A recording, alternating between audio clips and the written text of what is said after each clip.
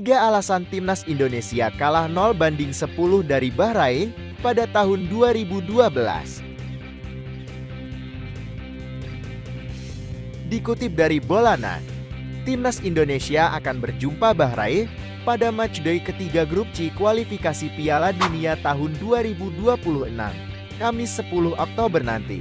Pertemuan ini membuat ingatan publik pada memori buruk yang terjadi pada tahun 2012 lalu. Ketika itu, Indonesia menelan kekalahan dengan skor 0-10 dari Bahrain. Laga di Bahrain National Stadium pada 29 Februari tahun 2012 itu akan tercatat sebagai salah satu kekalahan terburuk Indonesia.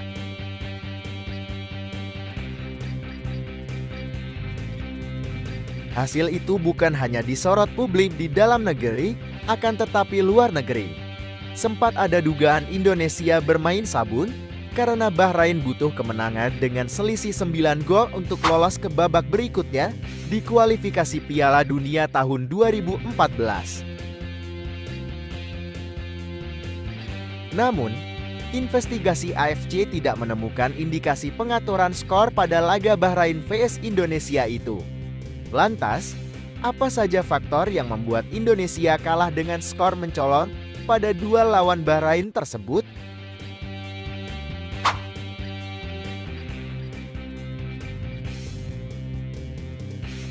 Ya, konflik di internal PSSI menjadi akar dari situasi buruk Timnas Indonesia ketika itu.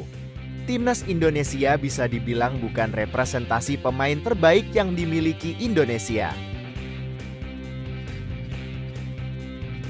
Konflik saat itu berdampak sangat buruk bagi sepak bola Indonesia. Ada 2 liga yang bergulir, yakni Indonesia Premier League (IPL) dan Indonesia Super League (ISL). Hal itu berdampak pada komposisi pemain Timnas Indonesia.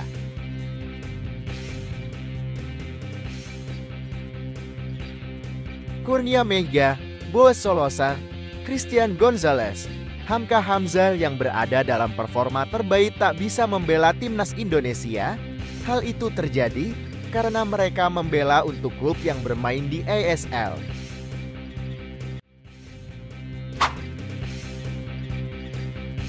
Aji Santoso yang ditunjuk sebagai pelatih Timnas Indonesia tidak punya banyak waktu untuk menyiapkan tim.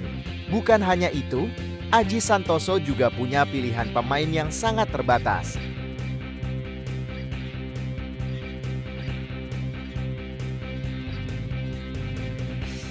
Aji Santoso hanya bisa memilih pemain yang bermain di IPL. Pemain yang minim jam terbang seperti Hengki Ardile, Syamsidan, Rendy Irwan, Slamet Nur Cahyo, Sigit Meiko, dan Ricky Aurela dapat panggilan ke Timnas Indonesia. Pada masa persiapan, Indonesia menjalani laga uji coba melawan Persebaya tahun 1927. Skuad Garuda menelan kekalahan dengan skor 0-1. Hasil ini bisa jadi gambaran seperti apa kondisi Timnas Indonesia. Indonesia datang ke Bahrain dengan kondisi yang jauh dari ideal.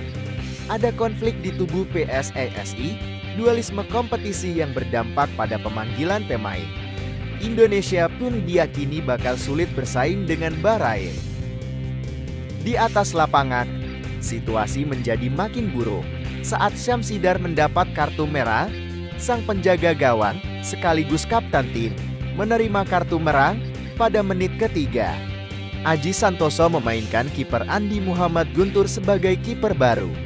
Pada laga debut bersama Timnas Indonesia, ex-pemain PSM Makassar itu harus rela melihat gawangnya kebobolan 10 kali.